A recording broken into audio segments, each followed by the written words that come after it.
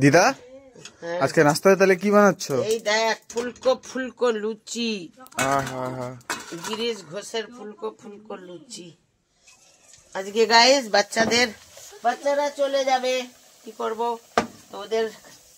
ওদের খাইস হলো যে আমাদের নবরাত্রিতে বানে ছোলা মশলা আর সুজি। ওইদিকে দেখ সুজি আর ছোলা মশলা গাইস।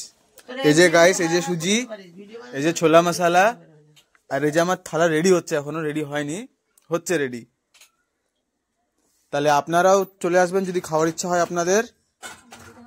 আমার দিদা কিন্তু খুব সুন্দর রান্না করে, না মিথ্যা কথা না, আমার দিদা হয়েছে আমি বলছি ওটা বলে না, আমার দিদা আসলেই খুব সুন্দর রান্না করে। কি খাচ্ছ রোহন? তো গাইস আমার দিদা কালকে চলে যাচ্ছে বলে তার উপলক্ষে আজকে এই সকালের নাস্তা ট্রাই করে দেখি কেমন হয়েছে।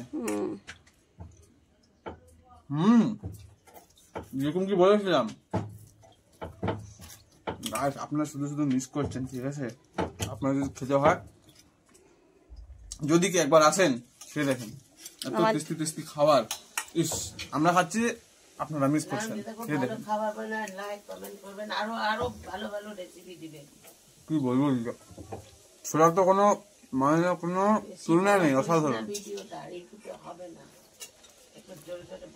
আপনারাও আসেন, খেয়ে দেখেন, আমার দিদার রান্না খুবই সুস্বাদু আর খুবই টেস্টি। আপনারা লাইক শেয়ার সাবস্ক্রাইব করে আমার দিদার পাশে থাকেন সবসময়, এটাই অনুরোধ গাইস। Thank you.